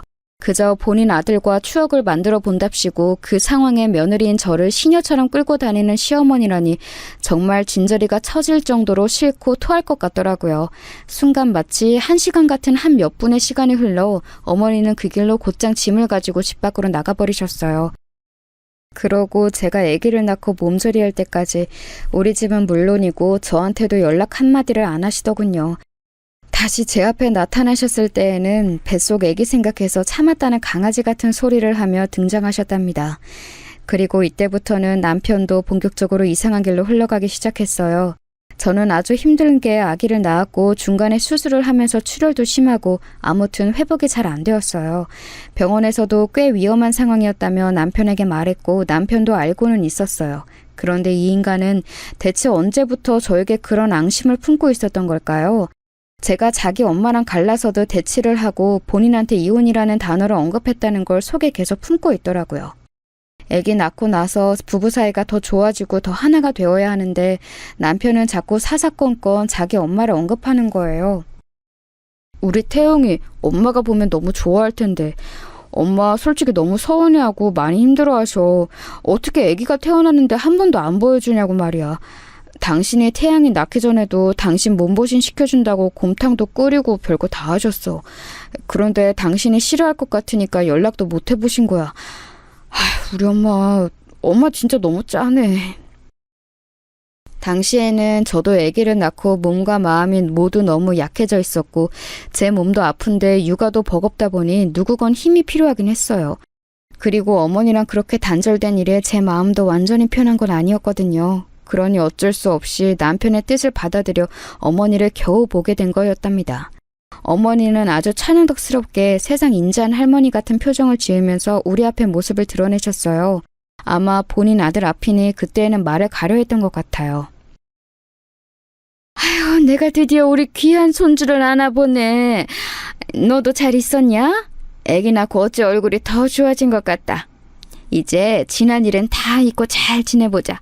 한 식구가 된다는 게 쉬운 일이 아니야, 응? 그렇게 말씀을 하시면서 우리 집에 몇 번 드나드시더니 우는 아기를 본인이 좀 달래주고 챙겼다며 되게 생색을 내시는 거예요. 앞만 봐도 태양이는 우리 명준이를 쏙 닮았어. 아, 그래, 태양아, 할미야, 할미. 아, 세상 천지의 할머니라고는 나 하나밖에 없어. 저쪽 할아버지 할미, 그리고 이쪽 할아버지도 다 멀리 갖고 없지 뭐. 태양아, 엄마도 엄마지만 할미가 너 이렇게 먹이고 안아준 거 잊으면 안 된다. 알겠지? 그러면서 간간히 말씀을 좀 얄밉게 하시는데 당장 제가 잠을 하루에 2시간도 못 자고 훗배앓이 하느라 죽을 듯 아팠어요. 그러니 참고 어머니가 우리 집에 드나지셔도 조금은 참게 되었답니다. 그런데 얼마 지나지 않아 어머니는 아주 청천벽력 같은 소리를 하시는 거예요. 남편까지 그 사실에 동의를 하고 나대더군요. 있잖아, 우리 엄마 곧 집 정리하셔야 하는데 저쪽 작은 방 엄마 방으로 드리는 거 어때? 엄마랑 같이 사는 거 당신도 한번 긍정적으로 생각해봐. 뭐? 어머니랑 우리랑 같이 살자는 거야? 아니, 그런 얘기를 왜 갑자기 이렇게 의논을 해? 가끔 와주시는 거야 어쩔 수 없지만 왜 합가를 해서 살 생각을 하냐고. 나는 싫어. 저는 완전 대초까지 잘라서 거절했지만 남편은 이상하게 의견을 팽팽하게 내놓고 맞서더군요. 엄마랑 같이 살면 한 집이라도 돈 나가는 거 묵혀뒀다가 다른 데 투자할 수 있잖아. 엄마가 내 명의로 사다 둔 빌라도 지금 재개발 들어가서 상황이 괜찮아. 근데 당장 목돈도 필요하고 나중에 다 우리 줄 명분으로 엄마가 저렇게 힘들게 집 정리해서 돈 만들어주는 거야. 그럼 우리가 엄마 모셔야 하는 거 아니야? 저는 그런 거 하나도 필요치 않은데 남편은 꼭 있어야 한다면서 어머니가 증여해 주실 재산 생각하면 합가가 답이라면서 저를 설득시키는 거예요. 급기야는 어머니까지 나서서 이걸 노골적으로 드러냈었고 자꾸 아들네 부부랑 본인이 왜 같이 살아야 하는지 어필을 하시는 거예요. 저는 절대로 싫었지만 이때 하필 아주 큰일이 생기는 바람에 어영부영 합치게 되었어요. 제가 갑상선 쪽이 안 좋아서 쭉 고생을 했는데 그 사이에 아기를 온전히 케어할 수 없었거든요. 누구건 가족이 있어서 같이 아기를 봐주면 다행이었는데 그 역할을 우리 집에서 해줄 수 있는 건 어머니밖에 없었어요. 저는 처음으로 정말 수년간 단 한 번도 생각해보지 않은 친정엄마의 부재를 크게 체감했어요. 이래서 여자에게는 친정엄마 존재가 이렇게 중요하다는 걸 새삼 알았지 뭐예요. 정말 울며 겨자 먹기로 어머니와의 합가를 허락했고요. 그 이후부터 저희 엉망진창 하루들은 이어지게 되었어요. 남편은 자기 엄마가 집에 들어와 계신 후부터 한 여자의 남편이자 아이의 아버지란 자리는 잊어버리고 자기 엄마 아들이란 것만 기억하고 있더군요. 엄마, 나 엄마가 해준 곱창볶음 땡기네. 자기도 먹고 싶지? 엄마한테 해달라고 그러자. 이런 말들을 가볍게 던지면 어머니는 해주기 귀찮다고 하시면서도 자기 아들이 이쁘니 준비를 하시더군요. 문제는 그런 준비들을 다 저에게 시키는 거예요. 예, 네가 나가서 좀 재료들 사다 놔라. 이따 오는 길에 마트 들려서 사오면 돼. 그리고 와서 이거저거 다듬어 놓고 준비만 다 해두면 내가 와서 할 테니까. 그리고 나 허리가 너무 아파서 이제 빨리 하기도 힘드니까 이건 네가 좀 해놔야 된다. 그러면서 아주 솔찬히 저에게 살림이며 다양한 것들을 주문하시더군요. 제가 그냥 놀고 먹느라 쉬는 것도 아닌데 자꾸 일거리들을 갖고 오셨고 도저히 참을 수 없어진 저는 일찍 아이를 어린이집에 보내기로 했어요. 이 부분을 갖고도 얼마나 어머니랑 크게 싸우는지 몰라요. 네가 정신이 있는 얘냐?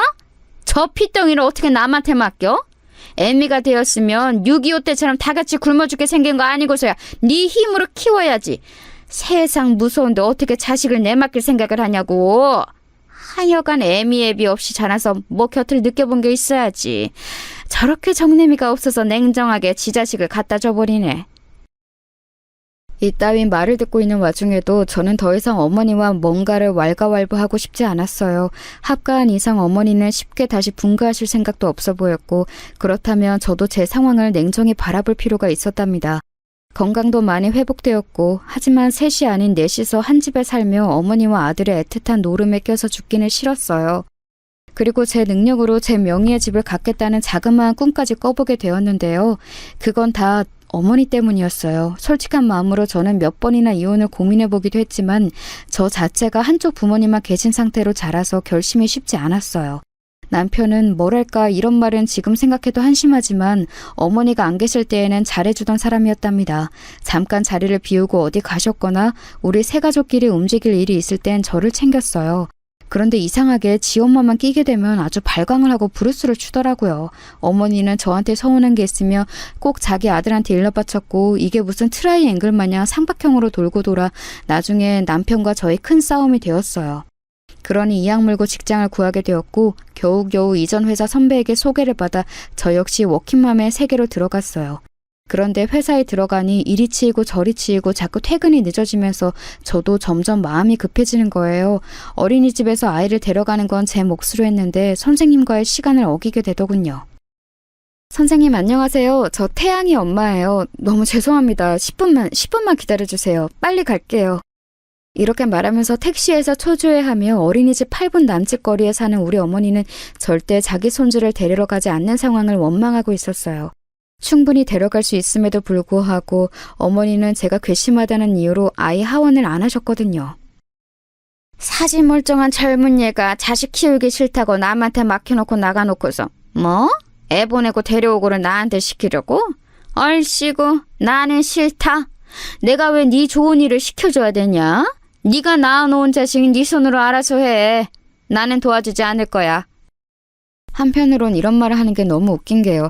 어머니는 처음에 손주를 봐주겠다는 명목으로 은근슬쩍 우리 집으로 흘러 들어오셨던 거예요. 그래놓고 슬슬 조금씩 그런 것들을 놓고 그냥 아이들과 본인이 사는 집에 제가 얹혀 사는 것처럼 취급을 하시더군요. 나중에는 선 넘은 참견까지 하기 시작하셨어요. 너 그렇게 해서 월 얼마에 번다고 했냐?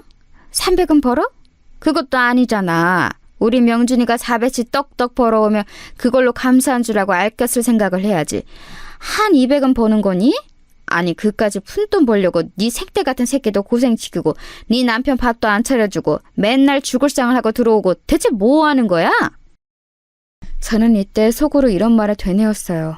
그렇게 스트레스 받고 싫으시면 제발 이 꼴 보지 말고 나가세요 어머니 하고 말이에요. 왜 이렇게 집에 굳이 껴들어 오셔서는 나중에 본인이 사둔 그 잘난 재개발 빌라를 아들에게 준다는 명목하에 돈 한 푼 안 내고 떳떳하게 살고 계시는 걸까요? 막말로 그 집이 본인 아들 집이 될 거지 저한테 될 거는 아니잖아요. 그러면서 나중에는 은근히 돈을 보태라면서 자꾸 우리 집 경제 상황을 물으시는 거예요. 예, 너네 돈 얼마나 모아놨냐? 돈 관리는 네가 한다며. 대답 좀 해봐라. 한 2억은 있어? 저는 화들짝 놀라서 이렇게 답했어요. 아니요, 어머니, 2억이라뇨. 저희 지금 결혼한 지 뭐 얼마나 되었다고. 중간에 태양이도 태어났고 저도 맞벌이 한 지 얼마 안 되었어요. 몇 천도 없어요. 왜 물어보시는 거예요? 어머니는 이런 상황을 보며 도대체 제가 얼마나 싫은 건지 완전 저를 도둑 취급하시더라고요. 아이고, 미치고 팔짝 뛸 노릇이다. 니네 결혼한 지 얼마 안 있으면 거의 3년 되는 거 아니냐? 그렇게 뭐? 몇 천도 없다고? 야, 나 같으면 월급 그렇게 따박따박 받아서 알토란같이 모았겠다. 없어도 1억은 있겠어. 안 그러냐? 명준이가 월 400씩 갖다 주잖아. 3년이 다 돼가는데 1억이 없다고? 예, 너 그런 식으로 살림할 거면 경제권 나한테 넘겨라. 이거 무슨 고양이한테 생선 맡긴 꼴이지. 이러니까 없는 것들을 집으로 들이면 안 되는 거야. 아주 돈 생기면 무섭게 써버린다니까. 없을 때 벌은 못 입고 걸신 들린 듯이 쓰는 거지. 저는 이때 너무 기가 막히더라고요. 어머니 말 하나하나에 화가 나는 포인트들이 너무 많았어요. 어머니, 월급 받으며 그걸 그대로 조금도 손 안 대고 통장에 집어넣을 수 있는 집도 있나요? 그럼 저희는 어떻게 뭘 먹고 사는데요? 가계부를 제가 제대로 안 썼지만 저희 집 고정 지출만 해도 200이 넘어요. 게다가 작년부터 어머니도 어찌어찌 같이 들어와서 살고 계시고 같이 먹고 밖에 다니고 하셨잖아요. 그 돈은 돈이 아니에요? 고양이한테 생선 맡긴 꼴이라니요. 무슨 저를 도둑 보듯이 말씀을 하세요? 저는 좀처럼 흥분이 가라앉지 않았어요. 가뜩이나 이날도 여지없이 힘들게 애를 업고 집으로 들어와서 씻지도 못했는데 대뜸 절 붙잡고 소파에 누워서 과자나 까먹으시며 저런 말을 하는 어머니가 안 믿겠냐고요. 너무 미움이 크고 속이 터져서 한동안 저는 잠깐 한의원도 다녔었어요. 화병이 심해지니 그냥 이 우라를 어쩔 줄 모르겠고 어떻게든 해소는 해야 되겠고 진짜 분풀이를 어찌해야 될지 모르겠더라고요. 와중에 남편은 자꾸 저한테 감성팔이만 하는 거예요. 엄마가 저런 말 하는 건 너무 고생하고 어렵게 사셔서 그런 거야. 아버지가 많이 벌어다 주신 것도 아니고 얼마 안 되는 살림 갖고 엄마가 얼마나 알뜰하게 사셨는데 나는 우리 엄마 진짜 존경해. 엄마 같은 사람은 없어. 당신도 나중에 태양이 커봐. 당신도 똑같이 시어머니 될 거면서 너무 그렇게 야박하게 우리 엄마한테 굴지 마. 이런 말을 들으니 나중에는 나만 이상한 건가? 이 집에서는 나만 정말 없어지면 되나 생각이 다 들더라고요. 게다가 이때 우리 애는 저에게서 떨어질 줄은 모르고 빽 울어대고 등원도 거부하니까 정말 정신이 사나웠어요. 어머니는 저때 제가 말대답을 세게 했다는 이유로 며칠간을 삐져 계셨는데요. 남편이 저에게 몇 번 언지를 주면서 엄마랑 잘 풀어보라는 헛소리를 했지만 저는 절대 틈을 주지 않았어요. 당신 한 번만 더 나한테 어머니한테 먼저 사과하라는 소리 하면 나 안 참을 거야. 적어도 당신은 나한테 그딴 소리 할 자격 없어. 내가 뭘 잘못했는데? 당신이야말로 나랑 어머니랑 싸우는 상황을 방치하고 뭐 하는 거야? 가만 보면 당신이 제일 나빠. 방관자이자 싸움 부추기는 사람이나 마찬가지라고. 저는 참고 있던 말들을 다 쏟아내며 남편과 안방에서 크게 싸웠고 어머니는 방문을 쾅쾅 두드리며 되도 않는 쇼를 하시더군요. 아니 글쎄 막 울어대시는 거예요. 진짜 이게 뭐 하는 짓이에요. 내가 며느리 하나 잘못 들여가지고 별꼴을 다 본다 진짜. 니네 뭐 하는 거냐? 어? 애미, 너 왜 명준이한테 지랄이야 지랄을. 짠한 내 새끼한테 네가 뭔데 핏대를 세우고 난리냐고. 당장 문 안 열어? 아이고 서러워라. 내가 뭔 꼴을 보겠다고 집에 들어와서. 아이고. 그러자 곧장 남편이 문을 열어서 어머니를 안심시킨답시고 부축하고 하는데 그걸 뒤에서 멍하니 보고 있던 저는 뭐 하는 사람인 걸까요? 이 분위기에 계속 있다간 숨막혀 죽을 것 같아서 적당히 옷을 걸쳐 입고 밖에 나갔어요. 정처 없이 돌아다니는데 벌써 시간도 밤 10시를 넘겼고 슬슬 밤길이 무서워지기 시작해서 결국 집에 돌아왔답니다. 근데 이날 저는 밤하늘을 보며 많은 생각이 들었어요. 내가 왜 이런 인생을 살고 있을까? 안 그래도 부모 사랑 많이 못 받고 자라서 힘든데 왜 저렇게 부모 자식 사랑 지극한 모자 사이에 끼어서 더 심한 차별을 받고 있나 싶은 거예요. 서러워서 눈물이 나면서 일찍 돌아가신 엄마보다는 근래에 제 곁을 떠난 아빠 생각이 정말 너무너무 나더라고요. 아빠는 그렇게 내가 행복하길 바라셨고 온갖 격려의 말들을 해주고 가셨는데 말이에요. 평소에도 떳떳하고 성실하게 살아오셨고 남자 몸으로 홀로 딸 하나를 키우며 많은 것들을 감당하셨던 우리 아빠가 살아계셔서 저의 이런 모습을 봤다면 뭐라고 하셨을까요? 왜 나한테는 대신 나서서 싸워주는 어른이 없는 건지, 그런 역할이 꼭 필요한 건 아니지만 저 거지 같은 집안을 보니 너무 간절해지더라고요. 이때 저에게 애절한 생각이 밀려오며 별 한 가지 내몰려졌던 건 어쩌면 차후의 일을 대비하기 위한 생존 본능과도 같은 것이었을까요? 저 일이 믿고 며칠 되지 않아 정말 본격적으로 큰 사건이 이 집에서 일어나게 되었거든요. 앞서 제가 겪었던 일들은 어쩌면 이 일이 터지기 위해 차곡차곡 자리를 만들었던 게 아닐까 싶어요. 이날로 돌아가서 상황을 보자면 저는 어머니와도 남편과도 냉전 중인 상태로 출근 준비를 하고 있었어요. 집안 분위기도 먹같고 게다가 애도 어린이집에서 감기를 옮아와서 컨디션이 나쁜 상태였답니다. 결국 어린이집에 보낼 수 없는 상태가 되어 제 입으로 어머니한테 말하기도 싫고 남편에게 억지로 SOS를 요청했어요. 태양이 아프니까 당신이 어머니한테 태양이 좀 봐달라고 해.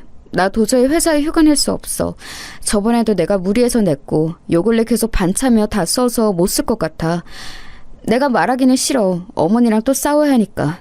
당신이 알아서 해. 제 말에 남편은 뭐 얼마나 저한테 그리 대단한 혐오스러운 일을 당했다고 아주 경멸하는 눈으로 쳐다보는 거예요. 뻔한 거 아니겠어요? 자기 엄마랑 사이 나쁜 와이프가 애를 자기 엄마한테 맡긴다고 하니까 열이 받는 거죠. 본인도 제 맞벌이를 찬성하고 같이 돈 벌었으면 좋겠다고 했던 주제에 제가 뭐 슈퍼우먼이라도 되는 줄 알았나 봐요. 뭘 그런 눈으로 봐? 그럼 나 돈 벌지 마? 당신 월급으로는 이 집 대출 빡빡하다며. 어머니가 당신 재개발 빌라에 쏟아놓은 돈만으로도 죄송해서 어머니한테 손 못 벌린다며. 그럼 나를 일터에 내보내놓고 애 케어하는 것까지 다 뒤처리시킬 생각이었어? 당신 진짜 너무 날로 먹으려고 든다. 됐고, 당신이 말할 생각 없으면 내가 얘기한다? 아니면 나 회사 관둬? 이 말에 완전히 뿔이 나버린 남편은 씩씩거리더니 그 길로 곧장 자기 엄마한테 가서 얘기를 하더라고요. 뭐라 말하는 소리가 들리고 승질을 있는 대로 내면서 한숨을 퍽퍽 쉬어대는 소리도 들렸어요. 저는 정말 이것들이 나더러 죽어라 하는구나 싶으면서도 아이 열을 재고 물수건으로 이마를 닦아준 다음 다시 싱크대 쪽에 아이 먹을 약들이랑 완전히 챙겨서 나갈 채비를 하고 있었어요. 전날 애 열나는 거 불침번 서며 지켜보느라 잠은 물론이고 아침 차려 먹기도 다 귀찮고 짜증이 나서 아무것도 손대기 싫더라고요. 그런데 어머니는 이 상황에서 제가 그렇게 죽일 땐 미우셨나 봐요. 전날 애가 그렇게 기절할 때 울어대고 열로 경기를 해서 응급실까지 한 번 다녀온 걸 알면서 그 다음날 아픈 손주를 자기한테 맡긴 것도 화가 나셨고요. 그리고 며느리가 어찌 되었건 죽이 되건 밥이 되던 간에 아침이 되었으면 식구들 밥상을 차려야 하는 게 아닌가 하고 아주 어이가 없으셨던 거지요. 어머니 본인과 아들뿐 아니라 며느리 당사자인 저도 뭐 하나 입에 못 대고 출근한다는 건 관심도 없으셨어요. 그래서인지 옷을 차려입고 현관에서 신발을 챙기던 저를 불러 세우시더군요. 저는 이 순간을 다시 떠올리기만 해도 입에서 욕지기가 나올 정도예요. 왜 부르세요, 어머니? 저 빨리 나가봐야 해요. 태양의 열 이제 떨어뜨렸고 좌우지간 저 많이 늦었어요. 나중에 얘기하세요. 그런 저를 어머니는 노려보면서 대뜸 거기 있어보라고 소리를 지르시는 거예요. 야, 어른이 말하는 거 안 들리냐? 거기 있어 보라잖아, 어? 너 말이야, 지금 집거리 이게 말이 된다고 생각해? 그놈의 회사 때려쳐. 이따위로 할 거면 네 남편이 갖다주는 돈만 갖고 살아. 이게 아주 시애미를 지 잡종으로 하나. 아주 버릇을 고쳐놔야 돼, 이건. 여기에서 저는 온몸에서 피가 빠져나가는 듯한 피로감을 느끼며 눈을 질끈 감게 되었어요. 아, 어머니 진짜 왜 이러세요, 정말. 저 출근해야 된다고요. 아, 당신이 좀 나와봐.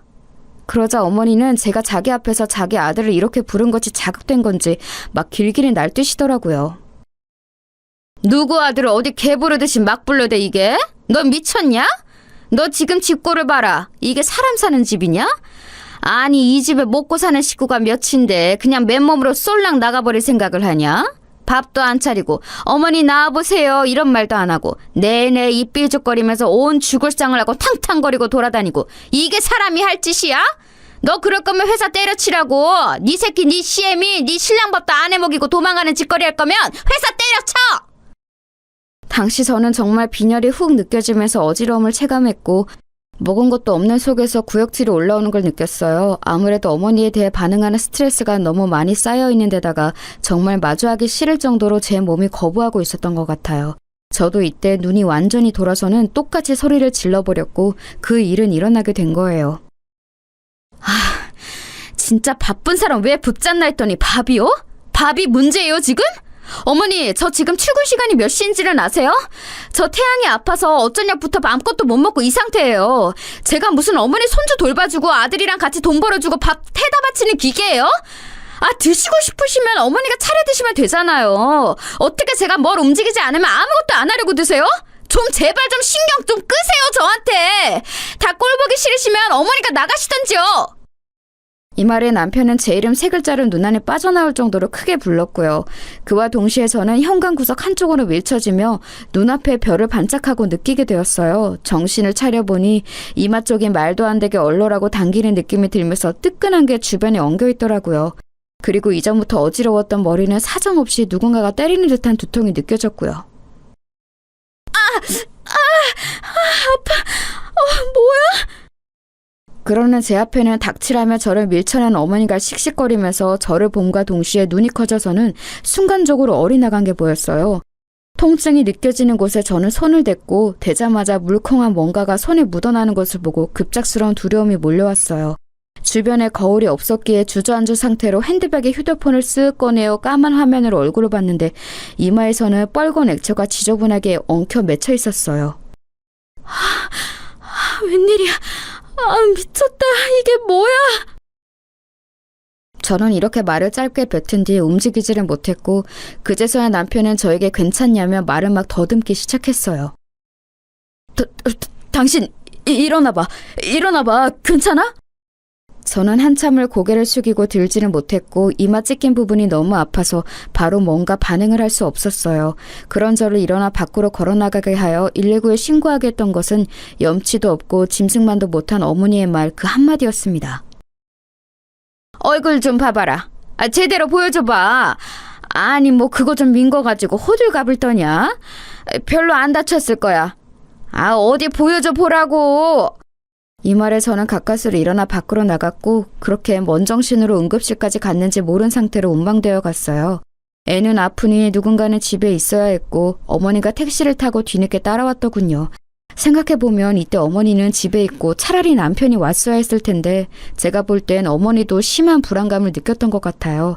늦지막히 정신을 차려보니 제가 이송되어 온 병원은 안면이 있는 곳이었고 그다지 방문할 일이 없긴 했지만 그나마 마음이 놓이더군요. 역시 아플 때 아는 병원이 있으면 조금은 안심이 되는 것 같아요.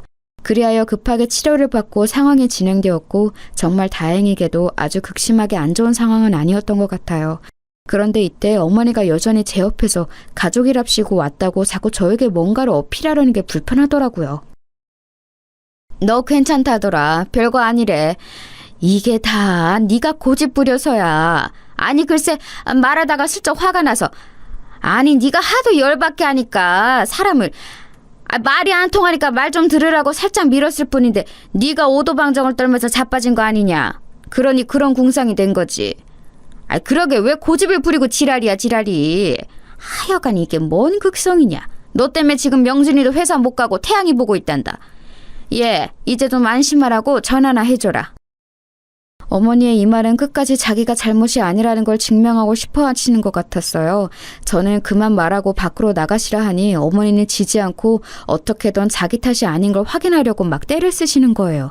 정말 곧 죽어도 자기 잘못이 아니란 얘기를 들어야 나갈 기세였고 누워있는 상태로 뭔가 더 할 수 있는 것도 없는 저는 정말 죽을 맛이었어요. 헌데 그 와중에 이 상황에 있어서 저에게 반드시 필요했던 사람이 이 자리에 나타나게 되었어요.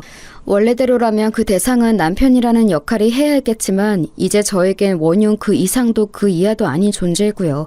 저를 이 미칠 것 같은 상황에서 건져내주신 건 여기 병원장님이셨어요. 얼핏 보면 한낱 일반인인 제가 응급실로 실려와서 이런 시고창 속의 골치를 앓고 있는데 병원장님이 무슨 상관이라서 구세주라고 하는지 이해가 안 가시죠? 하지만 글쎄요, 제 이마는 큰 상처를 입고 회복 중이고 안 겪었으면 좋을 사고이긴 하지만요. 그날 그 일이 있고 그때 그렇게 맞물려서 만나게 된 대상이 이 병원장님이 아니었다면 저는 지금에 이르는 결과를 손에 얻을 수 없었을 거예요. 당시 제가 실려온 곳의 병원장님은 이제서 말을 하는 거지만 돌아가신 저희 아빠와 친분이 있는 분이었어요. 친분이랄까, 이 병원장님 말씀으론 우리 아빠한테 대단한 신세를 졌다고 말하셨는데요. 저도 정확한 상황은 모르지만 아빠에게 큰 은혜를 입었다고 하시더라고요. 제가 처음 개원을 할 때 어르신께 많은 조언을 구했고 도움을 받았었죠. 초반에 사기에 휘말릴 뻔했는데 용케도 그걸 중간에서 해결을 해주신 덕분에 무사히 개원도 하고 지금에 이르게 된 거예요. 아마도 저의 친정아빠와 연결된 고리가 있으셨던 것 같고 중간에서 아빠가 해결해 주신 문제가 있었던 것 같아요. 그래서 아빠가 돌아가시기 전에 몇 번 여기서 치료를 받으셨던 적도 있었거든요. 근데 제 개인적인 일로 드나들어 본 적은 한 번도 없었어요. 여하튼 이런 상황이 되어 병원장님은 제 편의를 봐주시겠다고 오셨는데 어찌되었건 뭐 때문에 이런 사태에 이르게 되었는지 아셔야 하잖아요. 저는 어머니를 나가시게 한 다음 상황을 얘기하려는데 어머니는 끝끝내 나가시질 않는 거예요. 병원장님과 제 관계에 대해 옆에서 대충 감을 잡으시는 것 같더니 점점 표정이 변해서는 뭔가 믿을 수 없다는 얼굴로 저를 여전히 노려보시더군요. 결국 이도저도 다 짜증이 나버린 저는 옆에 어머니가 있던 말던 상황을 말했어요. 보시는 대로 이거 어머니가 저 밀쳐서 이렇게 된 거예요. 전날 아픈 애기 돌보느라 잠도 못 자고 아침도 못 먹고 맡기고 출근하려는데 그것부터 불만이 많으셨고요. 저한테 소리소리 지르시다가 밀치셨고 이마는 이 모양이 되었어요. 그래서 여기 온 거예요. 이후로 어떻게 해야 될지 모르겠네요. 그 말에 병원장님은 자동으로 고개가 돌아가 어머니 얼굴을 빤히 보셨고 어머니는 살겠다고 막 자기 입장을 변호를 하는데 이런 얘기를 제 3자가 들었을 때 그렇게 쉽게 넘어갈 얘기는 아니잖아요. 병원장님은 계속해서 제 상황을 거듭 확인하셨고 어머니 얘기는 그다지 듣지 않으셨어요. 돌아가는 흐름을 보니 어머니도 뭔가 이상하다고 여겼던 모양이에요. 바짝 제 앞에서 몸을 숙여 완전히 예의를 차려 귀 기울여 얘기를 듣는 병원장님을 보고 그리고 계속해서 저의 친정아빠를 언급하는 걸 보면 그 속에서 뭔가를 느낄 법하죠. 심각한데요. 그냥 넘길 수 없는 일인 것 같아요. 그냥 다치고 치료를 하고 해서 넘어가긴 힘들겠네요. 이런 흐름 중 저는 제 입으로도 이런 말을 하게 될 줄은 몰랐지만 결국 뵙게 되었어요. 그 말에 어머니는 눈이 튀어나올 듯 기겁을 하셨고요. 신고하고 싶은데요. 도와주세요. 저 혼자서 하기는 힘들 것 같아요. 제 말에 병원장님도 크게 다른 생각은 없으셨는지 동의하시는 투였고 어머니는 거품 물고 아주 발악을 하시더라고요. 뭔 소리냐고 이걸 그렇게 다룰 일이냐면서 말이죠. 하지만 지저분한 모든 떼쓰기는 다 집어치우고 결론부터 말하자면 저는 병원장님의 도움을 받아 신고부터 시작하여 더 나아가 쉽게 진행되지 않았던 이혼까지 그리고 보상까지 다 이뤄나가게 되었어요. 본래 저는 신고까지는 생각을 굽힐 수 없었기에 이 정도로 하고 남편과의 관계를 지켜볼 예정이었는데요. 남편이 하는 짓거리를 보니까 이거 안 되겠더라고요.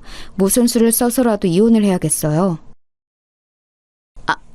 아니 저기요, 우리 엄마가 잘못한 거 아니에요. 저 사람도 우리 엄마를 밀었어요. 둘이 쌍방이에요, 쌍방. 그냥 말싸움 있잖아요. 별거 아니에요. 당신은 집안일을 왜 이렇게 크게 만들어? 야, 진짜 이 미친 인간이 말이에요. 어디서 은근슬쩍 지 엄마 죄를 덮으려고 저도 쳤다는 식으로 거짓말을 하더라고요. 괘씸죄, 능멸죄까지 얹어서 제대로 심판을 해주고 싶더군요. 그리하여 저는 이혼까지 넘어가게 되었고 여기서도 저 즐기고 즐긴 모자는 저를 안 놔주려고 미친 발악을 해댔었어요. 그런데 여기까지 오고 보니 저도 오기가 생기고 그간의 서름들이 다 밀려오면서 그전엔 어땠을지 몰라도 앞으로는 이런 생활, 이 인간들과 섞여 사는 삶은 살기 싫더라고요. 이처럼 중간에 제 3자인 병원장님이 개입하여 객관적으로 판단해 주신 덕에 저는 겨우겨우 그 집안에서 탈출해 나올 수 있었어요. 제 아이와 함께 말이에요. 이혼을 쉽게 안 해주겠다고 버티고 저에게 따로 설득을 하려는 남편에게 어머니를 들어 저는 더 크게 엄포를 놓았어요. 여기서 이혼 안 해주면 나 이 일 공론화 시킬 거야. 세상 천지에 어떤 시어머니가 자기 아들 밥 안 해줬다고 밤새 자기 손주들보다 지친 며느리를 그 모양으로 만들어 놓냐? 당신 회사에 흘리고 동네에 소문내고 그깟 벌금 얼마 물고 다 불어버리는 수가 있어. 나 아직도 분이 안 풀려. 보상해준다고 얼마 받긴 했지만 성이 안 풀린다고. 그 돈 갖고 뭐 다 덮고 잘 살 수 있을 줄 알았어? 진짜 웃기지도 않네. 좋은 말 할 때 이혼해주는 게 좋을 거야. 소송까지 가고 지저분하게 굴면 나도 어머니에 대한 거 하나하나 다 풀어버릴 거야. 그러면 당신이 나한테 제발 이혼 곱게 해달라고 빌게 될걸? 그래도 괜찮냐고 진짜. 이렇게 엄포를 놓았어도 초반에만 움찔하고 질척거리며 늘어지던 남편은 무조건 이혼을 강행시키려는 저에게 밀려 결국에는 손을 놓고 말더군요. 아무래도 지 엄마가 한 짓이 있고 그게 걸려있으니 쉽사리 나서서 맞고 어쩌고 할 수는 없었던 것 같아요. 다시 생각해봐도 정말 너무 쓰레기 같고 함께해서 더러웠고 다시는 만나지 말자고 굳게 약속하고 싶은 결혼 생활이었어요. 제 이마에 남겨진 상처는 완전히 사라지지는 않았지만 저는 최대한 좋은 쪽으로 생각을 해보려고 해요. 그나마 정말 이 무시무시한 경험 때문에 비로소 그 환경에서 나올 수 있었다고 말이에요. 생각해보면 정말 눈 깜짝 손 까딱 안 하고 손주 키우는 생색내고 본인 며느리한테 받아 처먹기만 하던 어머니가 또 떠올라요. 그리고 뒤에서 앵앵거리며 숨어 살던 남편도요. 이것들과 어떻게 제가 향후 4, 50년을 살아갈 수 있었을까요? 중간에 한 번은 미쳐버리지 않았을까 싶더군요. 어찌 보면 빠르면 빠르다고 볼 수 있는 시기에 이런 사고를 당해 뼈아프게 정신을 차렸고 제 3자가 나서서 상황을 짚어준 덕에 무사히 떨궈져 나올 수 있었다고 생각해요. 다시 생각해봐도 저를 천의 고아 취급하며 그렇게 자기네 잡종을 부려먹으려던 어머니가 이런 대형 병원 병원장이 지인이랍시고 우리 아빠에게 은혜를 입었다고 바짝 허리를 숙여 저에게 맞추는 모습을 보고 기겁한 거요. 정말 그 꼴이 얼마나 졸렬하고 역겹고 추하게 느껴지는지 모르겠네요.